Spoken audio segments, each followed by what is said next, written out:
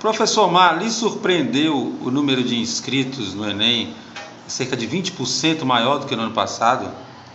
Assim, na realidade, o Enem, ele, a partir do momento em que ele se tornou, teve essa amplitude para as universidades públicas, era já sabido que esse aumento iria acontecer. Claro, né, que você aumentar em 20% de um ano para outro é um número muito grande, né?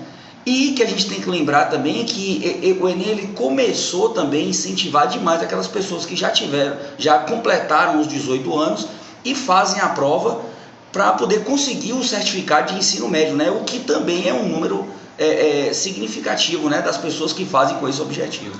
Professor, você acha que a tendência é que isso vai esvaziando cada vez mais os concursos vestibulares? Olha, depende. As universidades públicas, a grande maioria, já não tem mais o vestibular como entrada.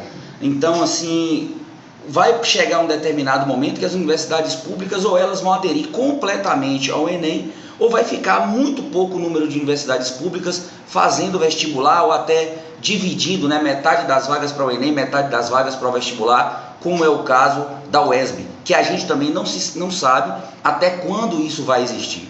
Mas as universidades particulares não, e aí existe uma demanda para determinados cursos que é muito grande, e aí essas universidades particulares elas mantêm ainda a entrada pelo tradicional, pelo vestibular, né? Então eu acredito assim que as universidades públicas vai puxar muito aqueles alunos a fazerem única e exclusivamente o Enem, e as universidades particulares não. As particulares eu acredito que elas vão manter ainda o vestibular.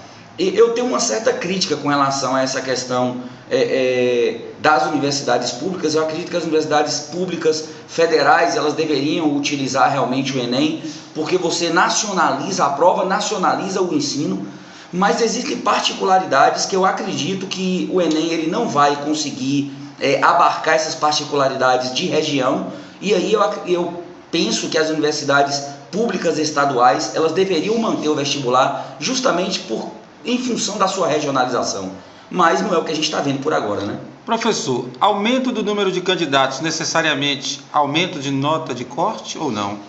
Olha, a nota de corte, eu sempre digo para meus alunos, a prova foi mais difícil, vai diminuir o corte? Não vai diminuir o corte.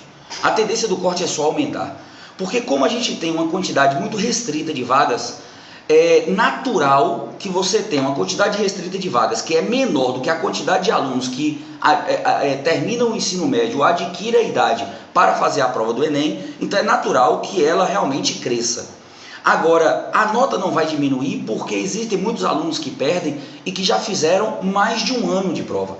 Então, um aluno já fez a prova em 2012, fez a prova em 2013, a chance que ele tem agora em 2014 e o preparo dele é bem maior. Então, supostamente, aquela nota vai ser aumentada em função desses alunos.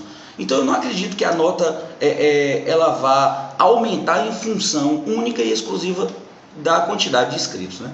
Dica de preparação do curso Zenit para esse Enem aí com 9 milhões e meio.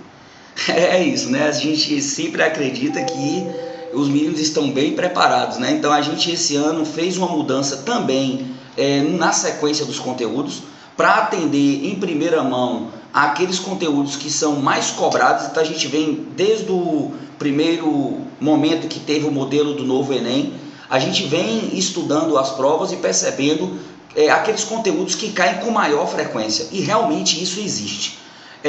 O Enem ele tem aquela prova muito ligada ao cotidiano, então existem determinados assuntos de todas as matérias que você consegue encontrar realmente coisas ligadas ao cotidiano. Então a dica é que você realmente busque quais são aqueles conteúdos que mais caem na prova, se dedique a esses conteúdos numa frequência maior, mas é claro, não esquecendo os demais, porque muitos ainda vão fazer vestibular, né?